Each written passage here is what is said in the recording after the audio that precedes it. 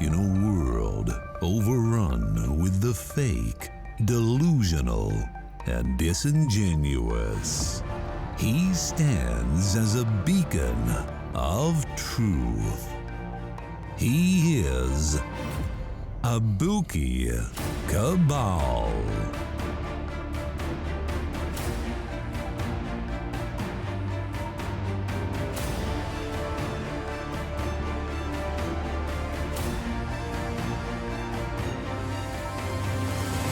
You are listening to Abuki Cabal.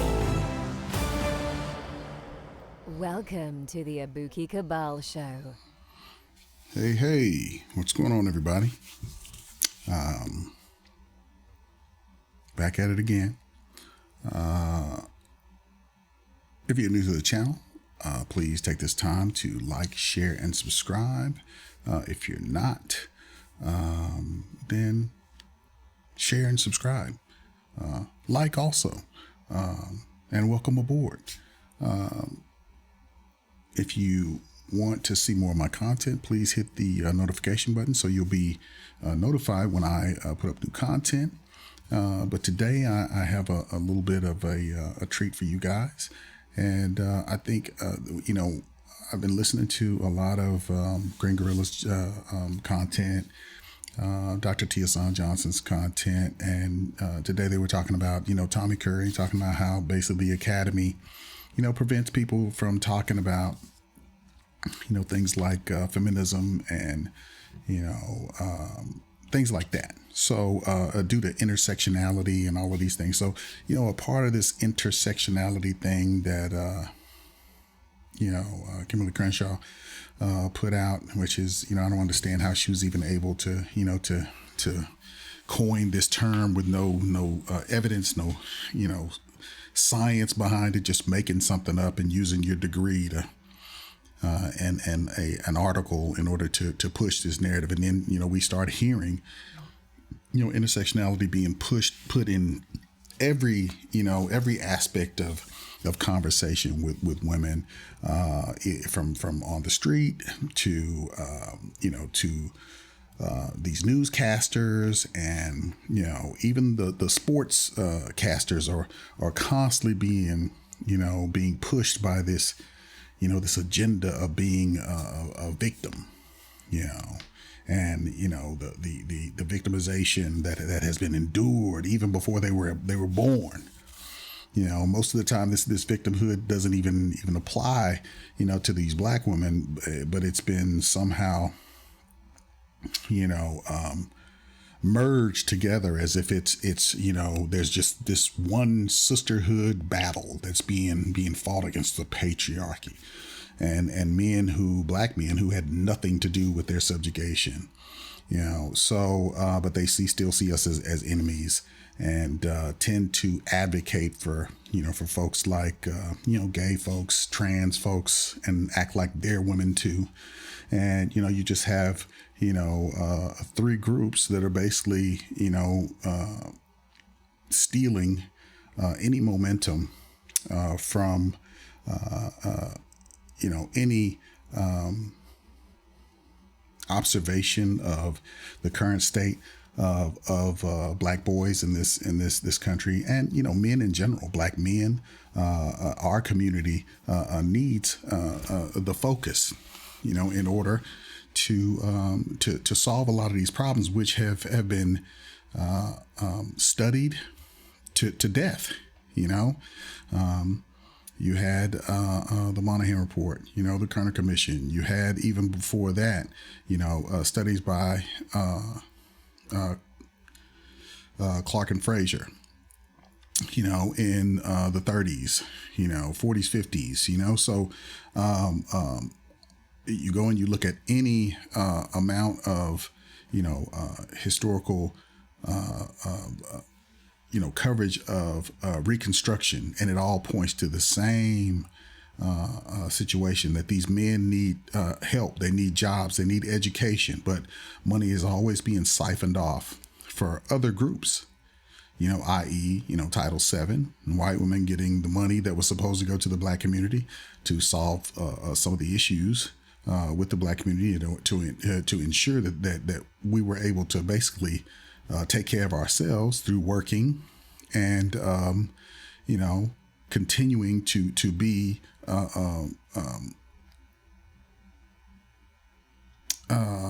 unified, in our task of becoming a self-sufficient society. But what happened was basically, this, feminism, divvied that up.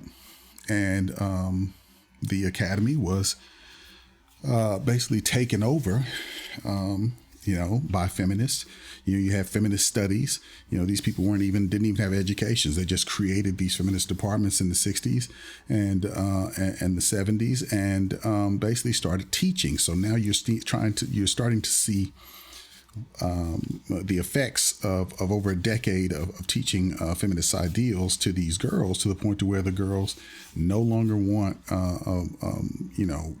viable, respectable relationships with men, and their whole social interactive process has been changed into something else, and they think that it's freedom, but actually it's the destruction of our society, but other ways that this takeover has been has affected, it's affected medicine, it's affected nursing, psychiatry, psychology, sociology, philosophy. All of these venues have been taken over to put a spin on even history. They're trying to put women in places that they weren't necessarily in, or if they were there, they're trying to boost their importance in the position that they were noticed in history. All kinds of things. We see. I did a story about how Black women are trying to say that, that they don't like the fact that there's more emphasis on Black men being lynched, because Black women were lynched too. When people were saying, basically, when they were talking about lynchings, there were a lot more men killed than there were women, but women were killed too. But they said Black people. I mean, it was a general, statement about lynchings in the South. It wasn't necessarily men or women. It shouldn't be done, period. It's inhumane behavior to Black people, period. But now, these women are trying to make their position of victimhood even more profound than it was, that we know that it was. And the same things happened with the gay community. And today, this is another aspect of how this intersectionality and this feministic, takeover of the halls of higher learning, and the fallout from that, the stepping away from science and pushing their narratives to try to normalize their sexual preference, or things that have been identified as behaviors that can be addressed from a psychological perspective or medical perspective, i.e. waiting for this gender reassignment and whatnot, due to the fact that there may be certain disorders in place that can be addressed, and we know that there is a thing where, these people have basically transitioned, and then after the transition, they end up becoming suicidal because they're like, I wish somebody would have told me not to do this. I wish someone would have told me to wait. So in those, but they don't want to publicly talk about those types of situations, because it's deemed to be homophobic, i.e. if you see, who is it? The young man who is basically now being dressed as a woman and transitioned. His name slips me, but it's Gabrielle Union's husband. And you're doing this, and then what if one day this boy, after he's transitioned, feels that, hey, this was a fad. This was something that I was just kind of going through. I wish I hadn't done this, but they've gone full-fledged through this when, at these times when these kids are doing these things, most of the time these kids don't know what they want or what's going to be a long-term thing for them. I mean, we all remember when we were teenagers and we thought we knew what the world was and what we liked and what we didn't like. And I mean, some of us are not even figuring out what kind of sex we like up until our 50s. So, for somebody that young to have a sexual preference when they're not even sexually active, it's kind of crazy. But this is a long, it was a long hit, and I think it was kind of necessary to kind of connect the dots there. But I'm gonna do give my take on this article by Neal Burton, a doctor who is discussing sexual orientation and homosexuality, and when it stopped being a mental disorder. And I want you to pay attention to this article, and I will kind of walk through this article and kind of give my take on certain aspects of what happened historically, because I think it is important for us to understand how certain groups have began protesting and, using a political process to change how they are viewed from a scientific perspective, from a legal perspective, and from a social perspective, to the point to where now heterosexual people are being shamed to the point to where they don't even want to say anything about it, while these things are still progressing in a way that is affecting our society in a negative way. So without further ado, let's kind of take a look at this. And you guys, as always, tell me what you think in the article. I mean, in the description. We go back and forth in the description. I enjoy you guys' feedback on the articles that I present. So here is the first one, and it is When Homosexuality Stopped Being a Mental Disorder. Not until 1987 did homosexuality completely fall out of the DSM. So this Psychology Today article kind of glosses over it, but I've got another article after this one that basically gives a better breakdown of it. So let's dig into it. Here we go. Until 1987 did homosexuality completely fall out of the DSM. Posted September 18, 2015. Key points. First published in 1968, the DSM-II listed homosexuality as a mental disorder. In 1973, the American Psychiatric Association removed homosexuality as a mental disorder, but replaced it with sexual orientation disturbance. Not until 1987 did homosexuality completely fall out of the DSM. Today, the standard of psychotherapy in the US and Europe is gay affirmative psychotherapy. Article revised on March 7, 2020. Okay, I'm going to stop there for a minute. That's kind of important. So it says today the standard of psychotherapy is in the US and Europe is gay affirmative psychotherapy. So even if a person has a disorder, you're going to go in a positive way to, affirm the disorder instead of trying to deal with the aspects of the person's personality that may not be normal, i.e., say a person who is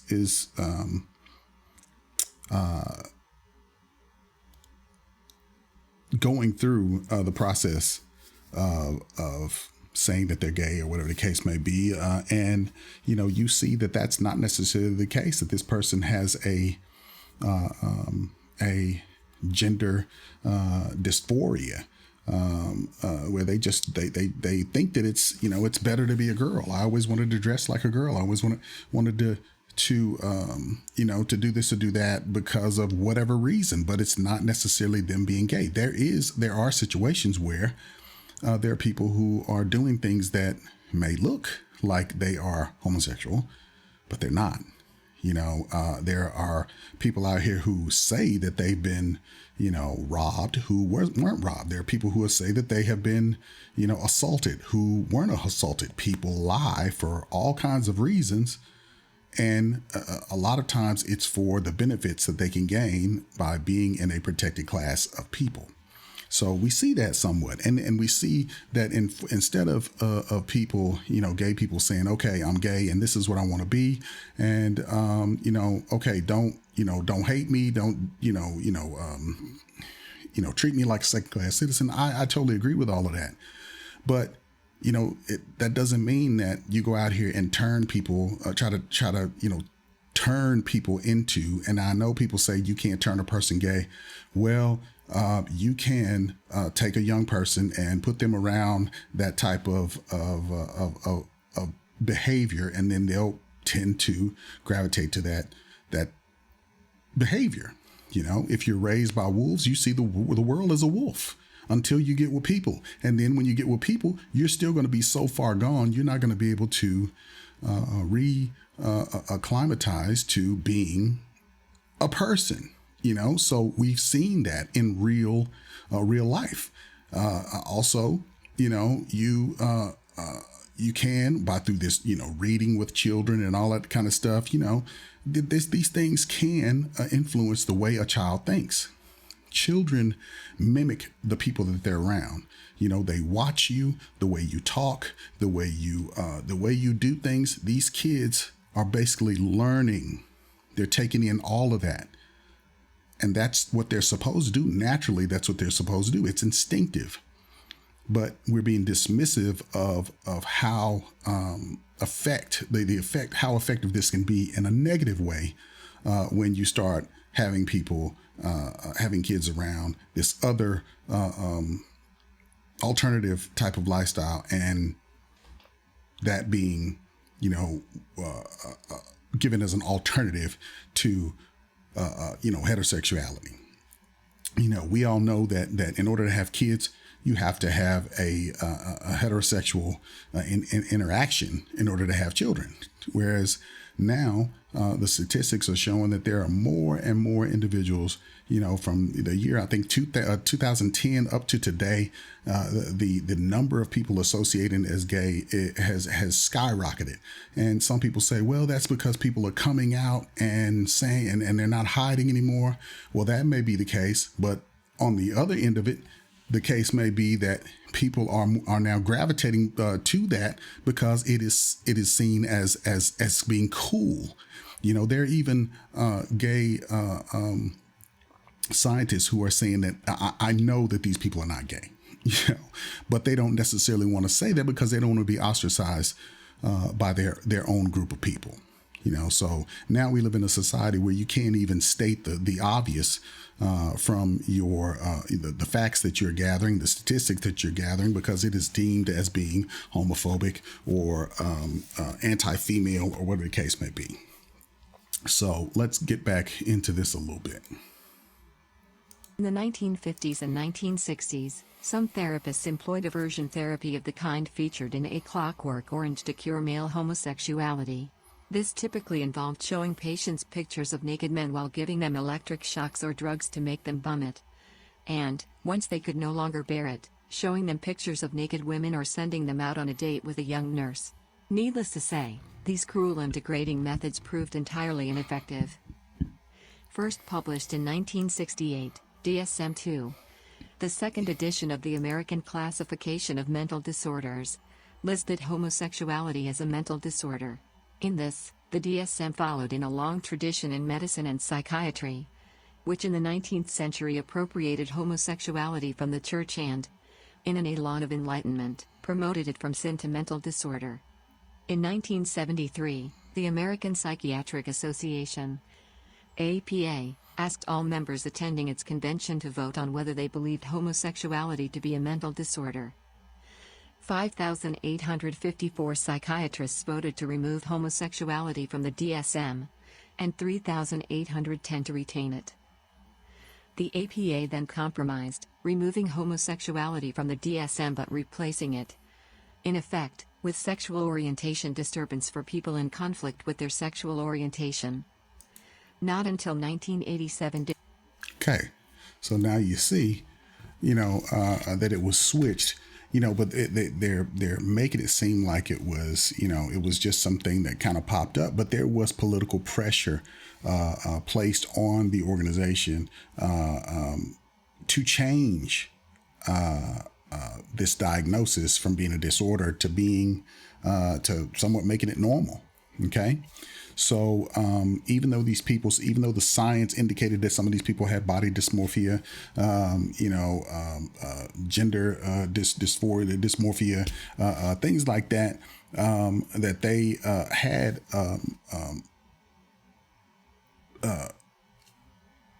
reached, they had diagnosis that could be backed up by the science, and that, these things were treatable. Not necessarily saying that you can change somebody's sexuality, but, when a person is sitting up, doing things that we see today where people are getting constant surgeries, constantly to make themselves, look female and blow their lips up bigger and bigger. They have this cartoonish caricature of how they think they should look.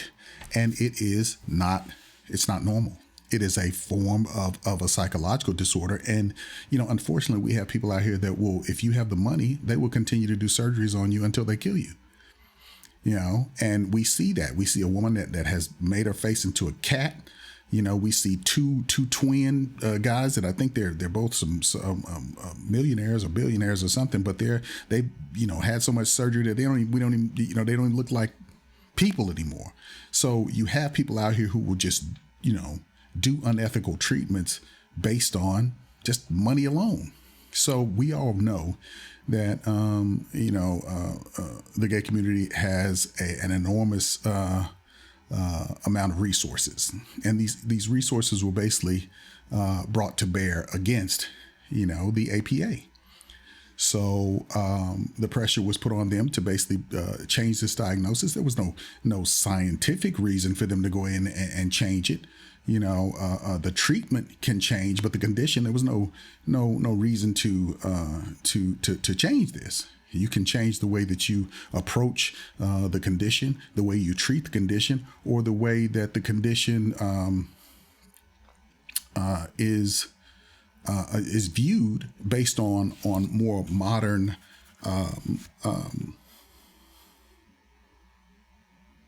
information. But to just totally remove it as if homosexuality it just doesn't exist anymore, and that there was no reason for us to even look at it that way. And they're trying to say that it was basically looked upon as a sin by the church and all of that. But there are other aspects of it that I'm sure were not based on religion. And I've read the DSM. I've read the DSM-4. I've read the TR. I haven't really, got the new ones, but yes, I'm very familiar with it. I studied it in college, and we were still looking at homosexuality and, the transgender phenomenon at that time as a psychiatric situation. So, since then, and that was in the early 2000s, 90s, late 90s to early 2000s, they were still looking at transsexuality as a psychiatric situation. I mean, we even had to, basically go to seminars where we had to basically talk to different types of patients with multiple personality disorder, sexual conditions, and one of them was transsexuality, where the transsexual person explained their position on, their beliefs, how they felt about their bodies, how they wanted to be perceived, and we had to basically compare and contrast that with what the DSM had as disorders. We had to identify the disorders in this person. Okay. So that was a part of my training. I also have some medical training. I also have, a lot of nursing training. So, these things I have dealt with. So let's move on. But this is being this is a clean kind of description, a short and sweet kind of description, but they're leaving out a lot of the politics on what happened. So that I wanted to, kind of put that in there. Did homosexuality completely fall out of the DSM? Meanwhile, the World Health Organization, WHO, only removed homosexuality from its ICD classification with the publication of ICD-10 in 1992. Although ICD-10 still carries the construct of ego-dystonic sexual orientation. In this condition, the person is not in doubt about his or her sexual preference, but wishes it were different because of associated psychological and behavioral disorders. The evolution of the status of homosexuality in... Okay, you hear that? So the person, their sexual orientation, hey, that's fine. They're not really dealing with that, but the person is not, the person is not in doubt with their sexual preference, but wishes it was different because of associated psychological and behavioral disorders. That is a medical and psychological issue, because if you okay with your sexuality, but you wish that it was different, I mean, that's not something that you should allow a person to go out and act upon their wishes. You have to get these people to basically deal with reality and not reinforce fantasy in these people. But unfortunately, it looks like, from what we're seeing in this in society, as after all of this stuff has taken place, is a proliferation of this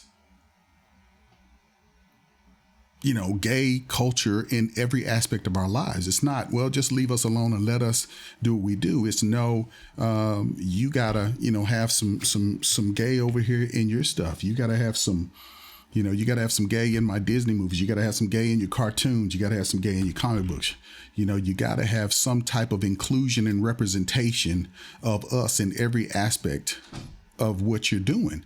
So if that is what's taking place, that is an encroachment on other people's lives that doesn't even, we might not even want to have anything to do with that. Might not even want to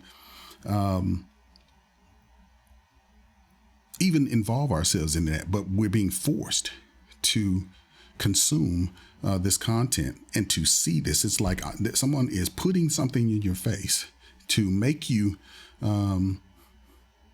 see it as less destructive than what it is. I mean, this is no different than this behavioral therapy up here that they were talking about, where the treatment in Clockwork Orange, where they cure the male homosexuality, and it was basically involving showing the patient pictures of naked men while giving him electric shocks or drugs to make them vomit.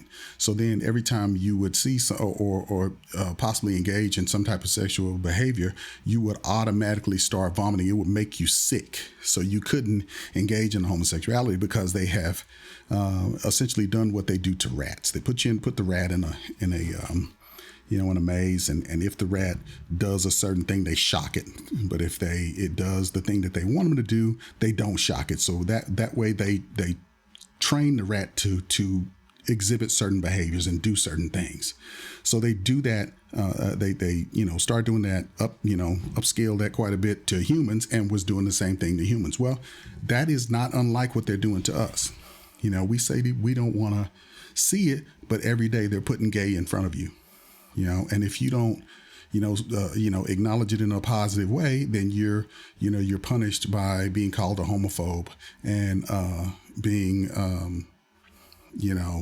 not wanting inclusion and all of that. So you're shamed by society to basically accept this thing. So it's no different than you being a rat in a maze who's being shocked because you're not exhibiting the behavior that this smaller portion of society is trying to make you conform to. So they don't want it done to them, but they're perfectly fine in doing it to the rest of us. So keep that in mind. So let's move on. The classifications of mental disorders highlights that concepts of mental disorder can be rapidly evolving social constructs that change as society changes. Today, the standard of psychotherapy in the US and Europe is gay affirmative psychotherapy, which encourages gay people to accept their sexual orientation. Neal is author of For Better For Worse, essays on sex, love, marriage, and more. Okay. So, on this part, they say the evolution of the status of homosexuality in the classification of mental disorders highlights that concept of the mental disorders can be rapidly evolving social constructs. So here you see, and change as society changes. So that's where you see the end game, which is they are trying to basically convince everybody through teaching middle school, high school, college that basically these are social constructs that basically that was what they thought back in the old days, but really gay is okay now. So it's being pushed in as being something that kids are going to accept. And as you can see that the evidence is showing that kids are more receptive to gay and trans issues now because they are going through an indoctrination system that is putting that at the forefront, i.e. feminism, these gender studies and trans affirmative, homosexuality affirmative courses, to where it's affecting every aspect of our society. You can't even, if you were to find some negative aspect of this in a medical study or a psychological study, it probably wouldn't even get published today. So let's see. Today, the standard of psychotherapy, like it says in the U.S. and Europe, is gay affirmative psychotherapy. So again, that's not, they feel like they're going to try to convince you that you shouldn't be, threatened by that type of language and terminology. But down at the bottom, it says, which encourages gay people to accept their sexual orientation. But what they left out is, and everybody else to accept their sexual orientation. See, they left that part out. Okay. So here's the short version that Psychology Today, which is associated with the APA, has put out. Now let's look at this article. How the LGBTQ plus activists got homosexuality out of the DSM. Okay.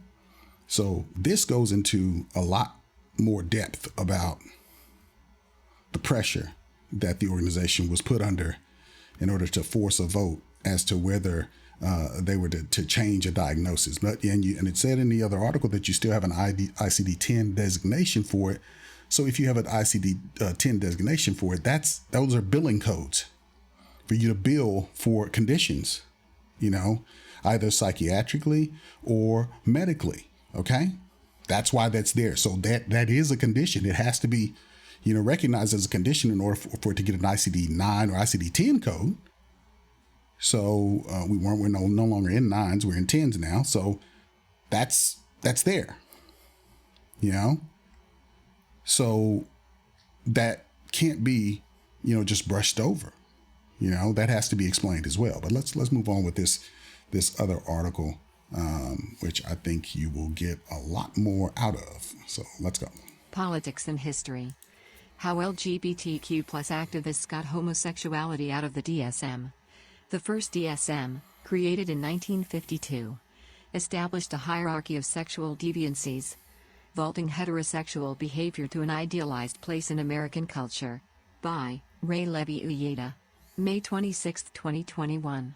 Nearly 50 years ago, LGBTQ plus activists achieved what was called the greatest gay victory of the time, successfully pushing members of the American Psychiatric Association, APA, to remove the diagnosis of homosexuality from the official classification of mental illnesses, the Diagnostic and Statistical Manual of Mental Disorders, DSM, by citing homosexuality as a mental.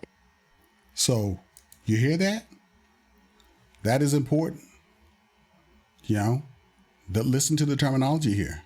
The greatest gay victory of the time, successfully pushing members of the American Psychiatric Association to remove the diagnosis of homosexuality from the official classification of mental illness, the Diagnostic and Statistical Manual of Mental Health Disorders, which is the DSM. So that's not how science is supposed to work. You cannot put diagnosis to a vote. Diagnosis, scientific, theory and positions have to be countered by new information. Information that discredits the previous information, or it affirms that education. That position. So, that terminology is very important. Pushing members to do this, and you'll see in other things that the same thing is happening there. They're putting their political power into pushing change, pushing inclusion to Disney, pushing inclusion in every form of media. That is due to political pressure. And this is something that we as Black people, we don't have that. There's been a lot of talk about, Jewish people and other groups who are able to basically bring political pressure to bear in order to get the incomes that they want, outcomes that they want from the people who are in political positions. So, time after time, we're shown examples of how to win, but we're not paying attention. Gay people make up 7% of the population, and that's all of them together. Now, when you break them all up into their different groups, it's even smaller. But they have enough power to basically change this country socially in order for it to do what they want it to do. There are more Black people than there are gay people. So there's no reason why we can't employ the same strategies and bring them to bear to fix the problems in our community. And that's why I'm bringing this up, among other things, to show you how and why this is happening. So let's move on. Oh, and let's not, forget that this is not unlike, these strategies were picked up from them watching the civil rights movement and the feminist movement. So that is important. So let's move on. Illness. The APA and its members stigmatized LGBTQ plus people and non-normative sexualities and gender expressions. Declassification, as the years-long effort was known, culminated in 1973, when in May, LGBTQ plus voices were heard at the annual APA conference, and later the APA Board of Trustees voted to remove homosexuality from the DSM. The change signaled to the country that there was not an inherent link between mental illness and homosexuality. Okay, so there you see.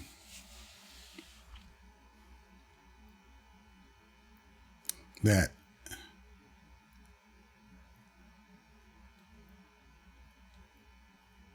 in, I think it was 1973, when the LGBTQ plus voices were heard at the annual APA conference. What does that mean?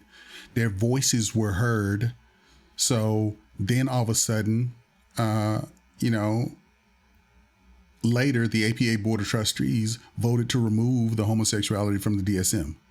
So what did those voices say? What did those voices threaten to make this organization bow to their will and them change a diagnosis and the whole way that they looked at a disorder that has been in the medical venue for at least for centuries. Okay. So let's move on with that. But as you see, this was not scientific pressure. This was not new scientific data. This was political pressure placed on a scientific organization, evidence-based organization, to basically change a diagnosis. That's kind of weird, don't you think? But let's move on. For queer people growing into their adulthood, it can be difficult to understand just how much progress has been made towards sociocultural acceptance of LGBTQ+ people. The classification of mental illness was born from the legacy of multiple systems of power.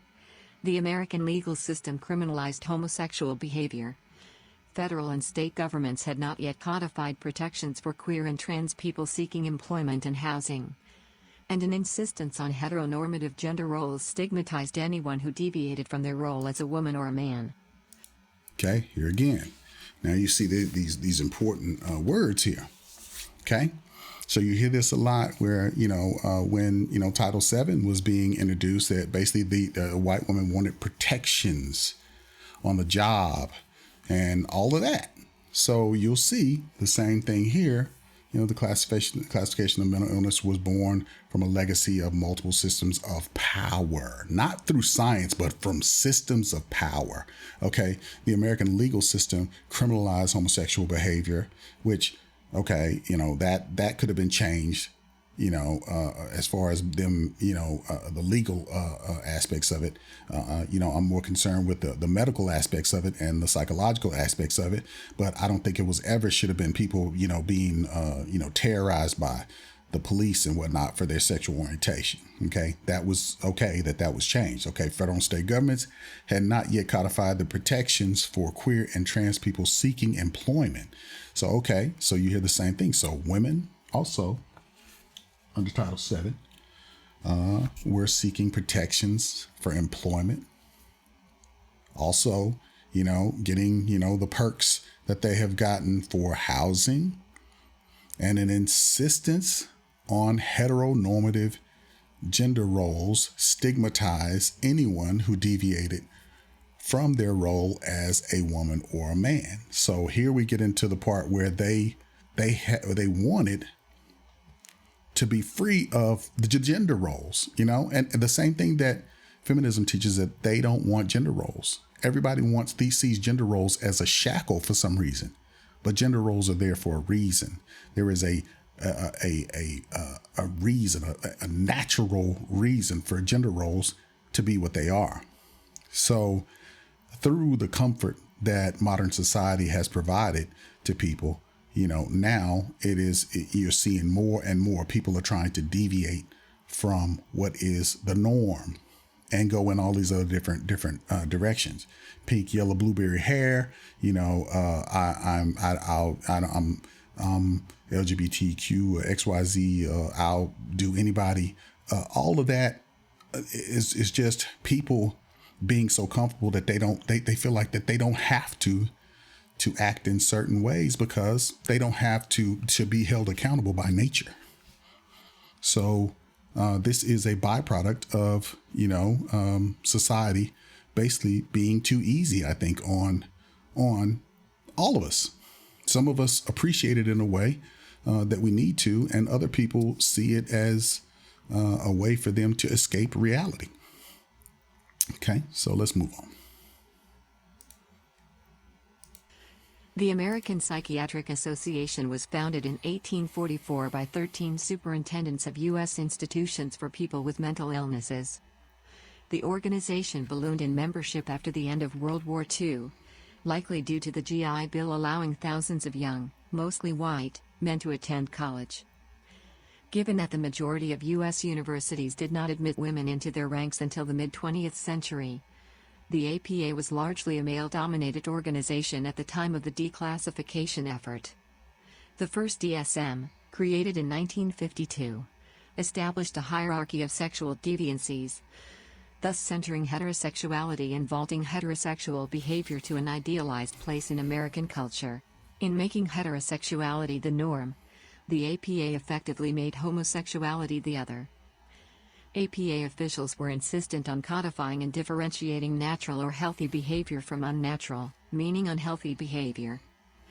The organization believed that non-procreative sex was unnatural because it could not result in a child. The campaign to remove the homosexuality diagnosis from the DSM began in earnest in the 1960s. Backed by Okay. Now, let's deal with this for a minute, where it says the APA officials were insisting on not uncodifying and differentiating natural or healthy behavior from unnatural, meaning unhealthy behavior. Okay.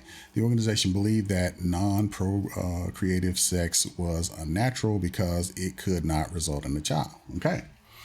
I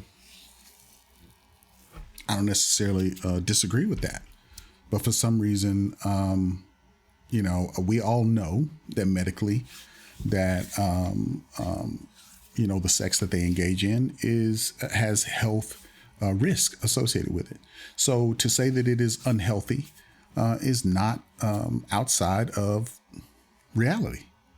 That is the reality that we face, that you face if you choose to engage in that type of sexuality. Okay.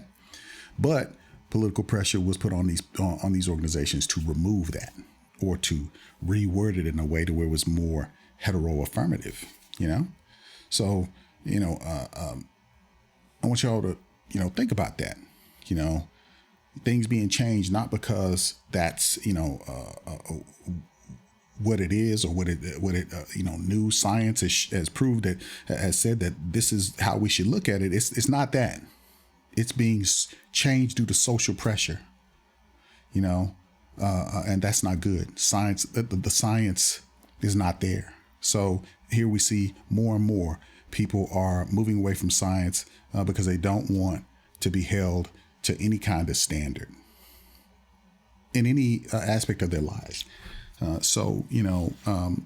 If you look at this from a psychological perspective, which I do sometimes, when you look at the type of people who are pushing for this type of stuff, you see even today, more and more, you're seeing more of the things that weren't necessarily looked upon in a positive way. You have women who think that just their natural beauty is not enough. They have to put tattoos, super long eyelashes, wigs. Everything has to be more pronounced, and the same thing with trans women. Everything has to be perfect. They will get everything constructed to be perfect visually. Yet there's a certain aspect of the community that once they get all of that done, they mourn who they used to be. They mourn the sexuality that they never had as a man, when they've changed into a woman.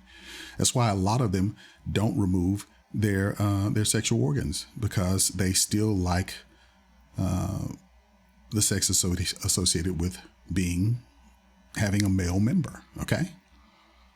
So, and with, the women, you see them, they still have a lot of them to keep their feminine parts, because, if they have the surgery, what they don't tell you is that you may lose some sensation.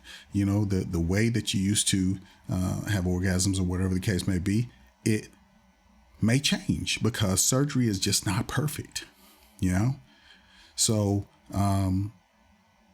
I may go into that a little bit more and explain, some of the ups and downs of having those surgeries and whatnot. But, there's only so much you can do to escape reality. Okay. So I'll keep that, keep it short with that. So, the need for society to have children. I mean, we know that even from this point now, that it is, we're in a questionable time here, where birth rates are at an all-time low, all around the world. You have all of these people engaging in sexual activity that doesn't result in children. You have women who are basically, the last thing that they want is a child, but they want to have lots of sex, so it's putting humanity at a risk,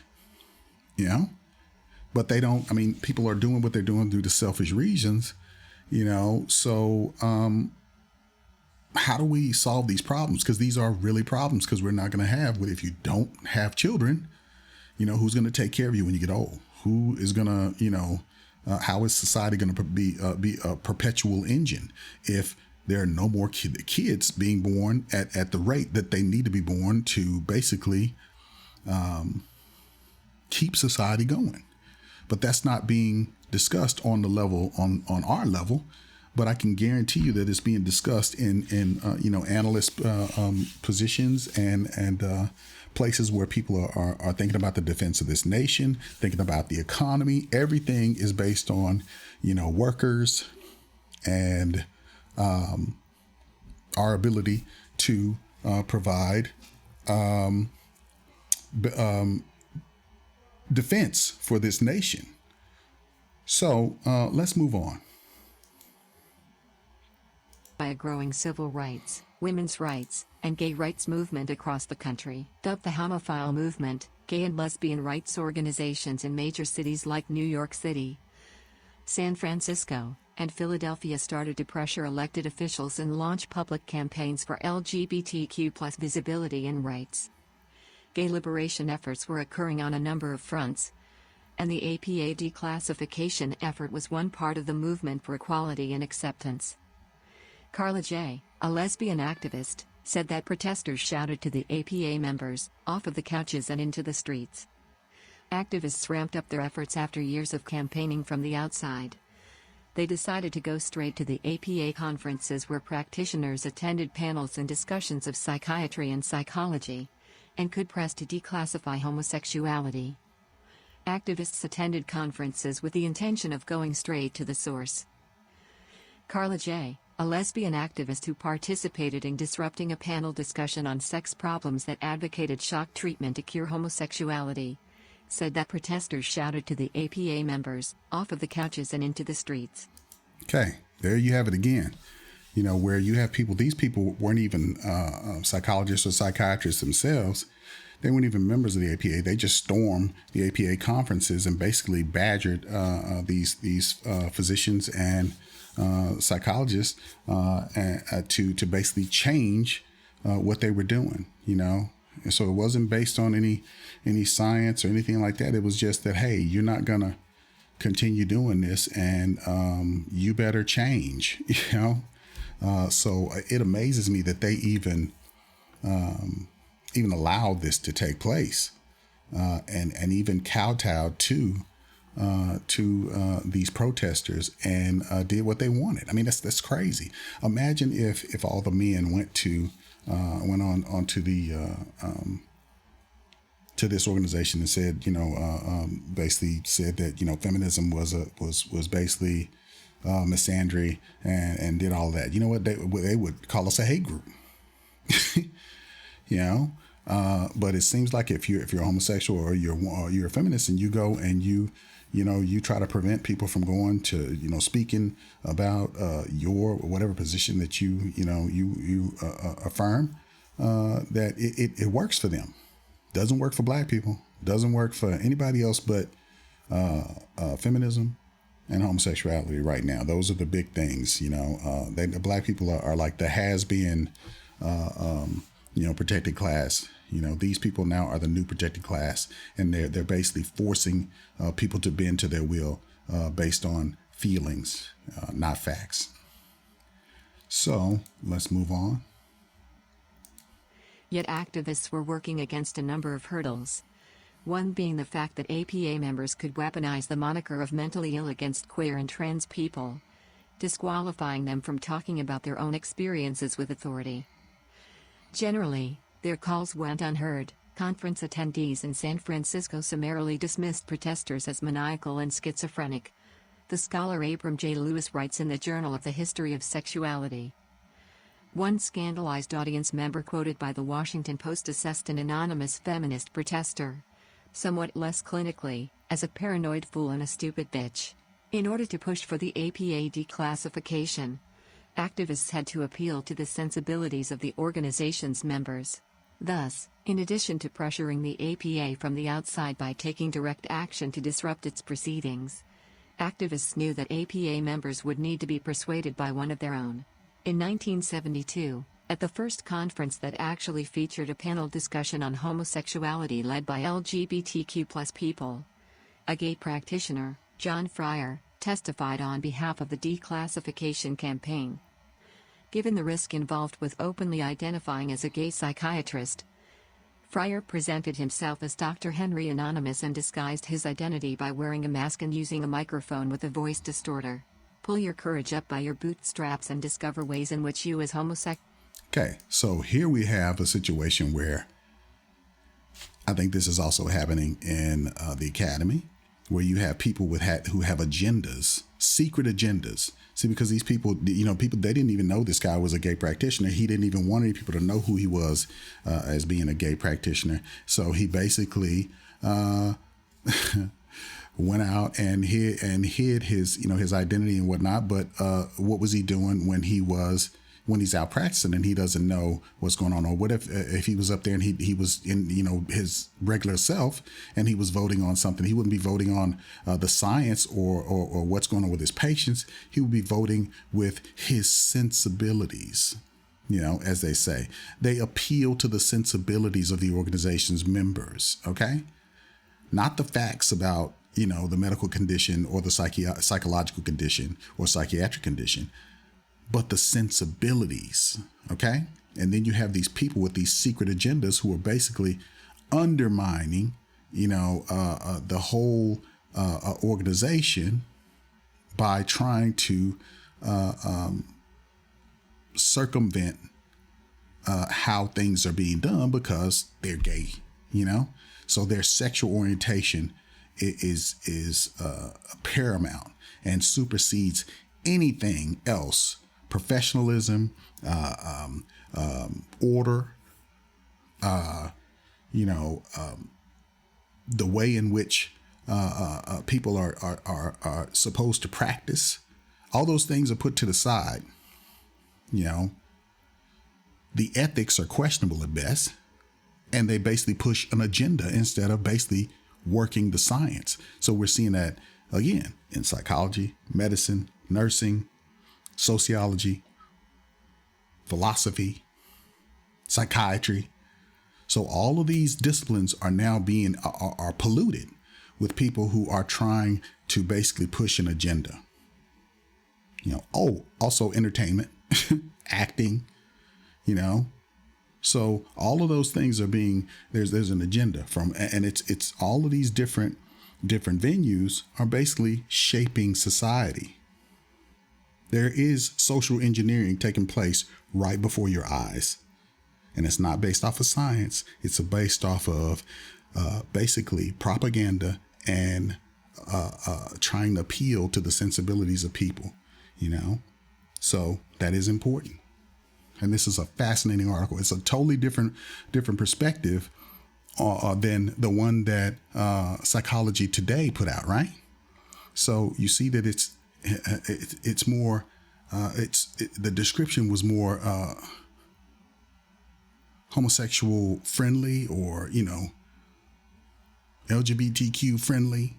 So everything has to be presented a certain way so that you're not threatened by it. You notice that? So let's move on. Sexual psychiatrists can be appropriately involved in movements which attempt to change the attitudes of both homosexuals and heterosexuals toward homosexuality, Fryer pleaded. For all of us have something to lose. The testimony did not convince voting members of the APA to remove the classification that year, but would signal a major turning point in the declassification effort. In 1973, activists succeeded in their efforts, as they had. Okay, so here you see in here, this is a publication where they were basically the cover of the Gay Liberator in 1974 from the Reveal Digital Independent Voices. So this is basically a part of them trying to attack the establishment. So here you see this leather man in gay man basically talking to a patient. He says, what do you think about gay liberation, Dr. Freud? So Freud was in a gay get up here, Leatherman get up, and he says, it's nonsense, Mr. Marx. The instincts must be disciplined. So they're making fun of the whole, important, historical figures in psychology. So, the APA Coming Council shut down.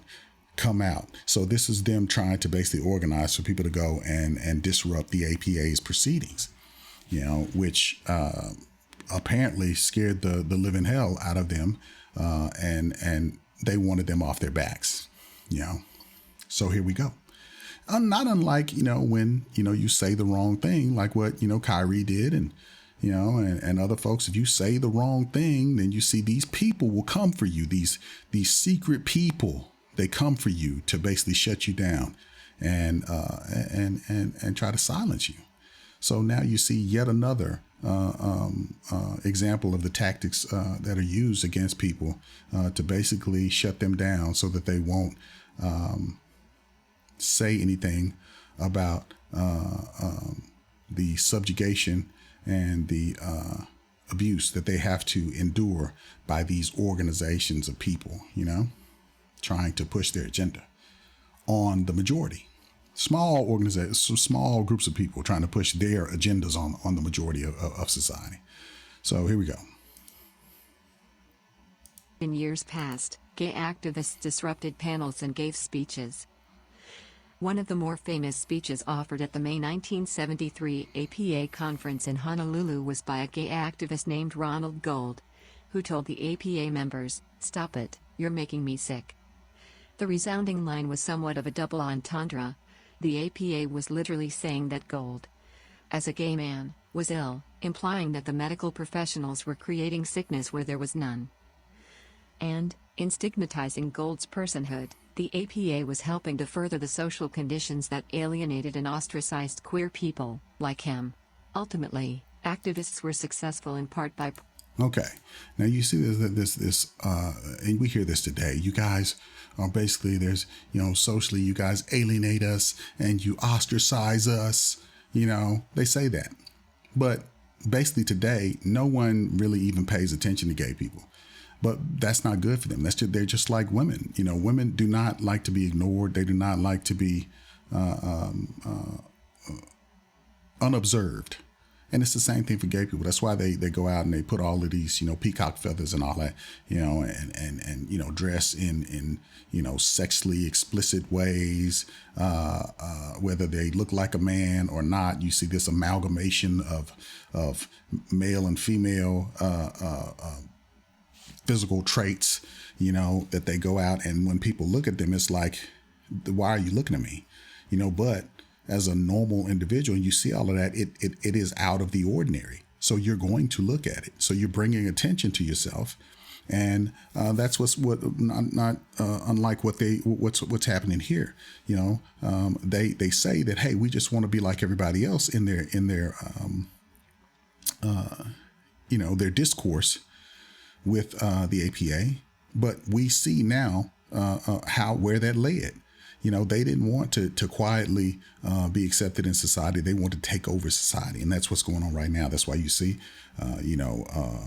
men dressing up like women and competing against women and beating them, beating them to death. While women are sitting up saying, "Well, we're all the same." No, we're not, and that's because they reject reality. And they would rather have a fairy tale belief about men and women being the same than accepting the reality that we have differences, and we have differences because naturally we needed those differences to survive, and we still need them now. So it's illogical to reject gender roles. If you want to go and have a gay lifestyle and all that stuff, that's fine. But to encourage that and push that out to children and all of this stuff to people who are not sexually active means that you are trying to basically engineer the kids' belief system before they even become sexually active. In essence, the same words that they use to try to demonize us, grooming. You're grooming all of the children, men and women, boys and girls who will become men and women once they become sexually active to be open to every sexual possibility, instead of just going with what you like from an instinctive and natural way, to now this is being pushed on you to the point to where it's causing confusion, where you have kids saying, well, I don't really know what I want. I don't know what's good. I don't know what's bad, but I'd like to try it all. So that's what you have now. So you see that they were not quite being honest about their motives when you look at it from a historical perspective. So let's move on. Pointing out the gaps in the APA's own reasoning behind classification. The declassification movement made heavy use of the fact that, until this time, the members had not really defined what a mental illness was, only asserted that they existed and had a distinct etiology, though the brain's complexity prevented complete precision. In fact, the controversy over the homosexuality diagnosis was able to reach such heights of publicity in part because the APA had never had cause to reach consensus on a standardized definition of mental illness, Lewis writes. In addition to highlighting the gaps in the APA's argument, activists demonstrated and testified that they were productive. Okay, I'm gonna stop it there for a second. But this is basically one of the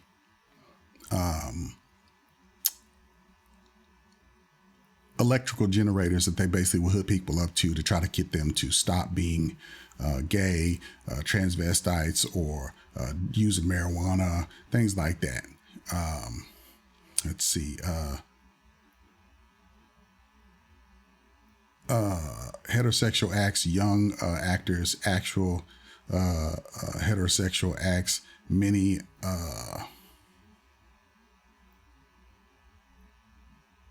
okay, yeah. It just describes what it's doing. This is what the APA was basically doing to people during that time, basically doing shock therapy to try to stop certain sexual urges and behaviors, and consumption of drugs and all of that. So again, all of this was they came up with all this stuff through testing with rats. So let's move on. Members of society. They believed that by demonstrating that they could find gainful employment, maintain relationships, and assimilate into a heteronormative culture, they could prove that there was nothing abnormal, and nothing impairing, about homosexuality. In an interview with the New York Times just days after the 1973 vote for declassification, Robert L. Spitzer, MD, a member of the Nomenclature Committee, said that a mental condition could be defined as that which causes distress or impairs social functioning, such as finding and maintaining a job or a relationship. Clearly, homosexuality per se does not meet these requirements. Many homosexuals are satisfied with their sexual orientation and demonstrate no generalized impairment, Spitzer said. An official statement from the APA later reflected Spitzer's statement. Homosexuality, per se, implies no impairment in judgment, stability, reliability, or general social or vocational capabilities. To many LGBTQ+ people at the time, the reversal of the mental disorder classification was too little, too late. The damage of calling LGBTQ+ people insane was done. Homosexuality was no longer considered an illness, but the stigma did not subside. In other ways, pushing for declassification as an illness was simply the impetus for further scrutiny. As Spitzer wondered, if homosexuality does not meet the criteria for psychiatric disorder, what is it? Descriptively, we can say that it is one form of sexual behavior. However, in no longer considering it a psychiatric disorder, we are not saying that it is normal, or that it is as valuable as heterosexuality.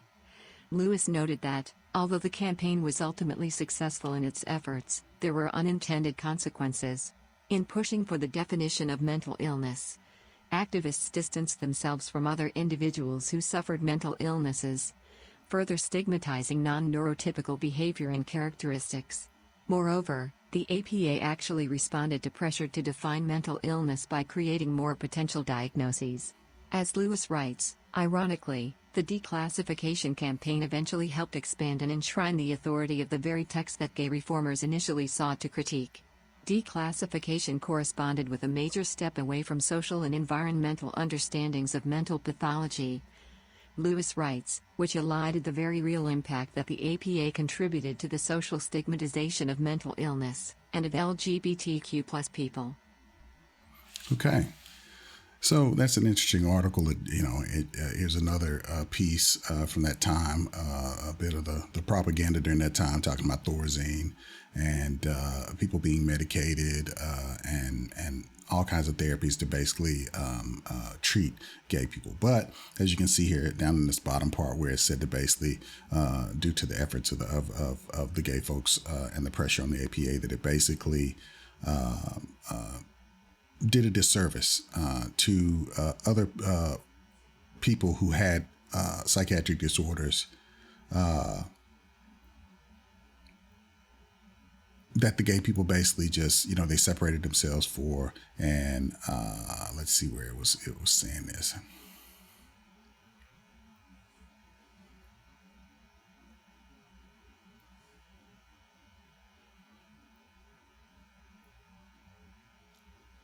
Okay.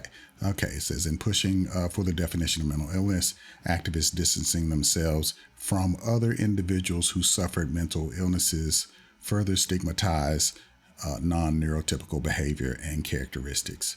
So, basically, it caused some issues with the treatment of people who were, might necessarily be gay, but also be exhibiting some of these other issues. It caused a stigmatization of that. So I'm sure some people probably fell through the cracks because people were didn't want to be viewed as treating these people for their gayness, and not when they were actually treating them for these other mental illnesses and non-neurotypical behaviors and characteristics. So this is a very interesting article. I will put this in the description. I hope you guys enjoyed it. Basically, I'm just trying to basically give you guys an idea of how some of these terms, this intersectionality and the infiltration of these people with these agendas into the academy and other aspects of higher education in order to push their agendas and to not necessarily benefit anybody but themselves. So this is kind of what happened, not unlike, Title VII, where women were injected into things, into a civil rights movement that was not intended for them, in an effort to basically stop the whole bill from passing. But it passed, and, they took the spoils. Now you see, homosexuality started with activism, and now they're using their political pressure still to this day to further relieve Black people from the spoils of being a protected class. They don't talk about it in that way, but like I said, I have seen articles where they were trying to basically allocate money to homosexual farmers and LGBTQ farmers and whatnot, but black farmers aren't getting their money from from decades of stolen land and a lack of resources that they should have been getting, but that the white community basically kept Black people from getting. So now you got more of a push for 0.7% of the population are gay, and then there's an even smaller 7%, but it's an even smaller percentage of gay farmers. So you're looking at, and that's far smaller than the group of Black farmers. So you see how smaller groups are tending to get more consideration and more action than the larger groups who were marginalized historically in a greater way than these other groups. It is actually the Victim Olympics. It's an effort by multiple groups to make Black people look like they have arrived, when we are still in the worst shape that we've ever been. Black boys are still at the lowest reading level. You have Black men still pretty much making the same money that they have been making. while they're giving money, to black women for education, to the point to where, black men are not looking like viable mates. Black women are basically aligning with feminists and advocating for the gay folks over black men. So everybody's getting money and attention other than the people who actually need the money and support in order to better themselves in their communities, where the science and the evidence has pointed to this ever since, like I said, the 30s, the 60s, all the way up to now, but we keep getting ignored. But fortunately, important people are listening to us, to the Black Manosphere, and listening to our concerns and our issues, and they're being discussed. And, I applaud everyone who's making content and who is contributing to making our voices heard. So bravo to all of y'all, and keep doing what you're doing. And I will do my best to crank out significant content to help the community. Occasionally I may put out some relationship advice, but I don't want to do a lot of that. I may do some reaction videos. You gotta put a little bit out there that get the views in order for you to get people to look at some of the stuff that's important. Sugar to draw the flies, and then they'll sit and they'll watch the the more important stuff. So again, I appreciate you guys sticking with me. I hope you guys found this entertaining and educational and informative. So like I said, I appreciate you guys, and please like, share, and subscribe. Hit that notification button, and I will see you guys on the other side. I feel like a